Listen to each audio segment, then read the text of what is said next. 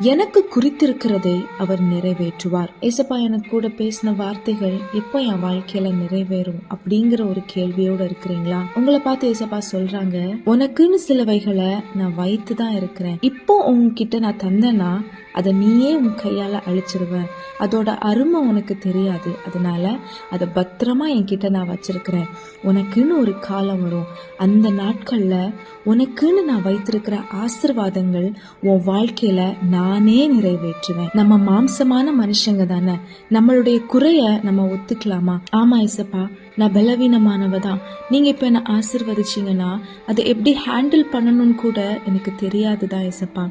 ஆனா நீங்க எனக்கு ஹெல்ப் பண்ணீங்கன்னா அதை என்னால கொண்டு போக முடியும். என்னை ப்ரிப்பேர் பண்ணுங்க ஏசப்பா, எனக்கு நீங்க ஹெல்ப் பண்ணுங்க ஏசப்பான்னு கேட்கலாம். ஏசப்பா நம்மளை ஆயத்தப்படுத்தி நம்மளை தகுதிப்படுத்தி நமக்கு குறித்திருக்கிறத அவர் நமக்கு நிறைவேற்றுவார். ஆமென்.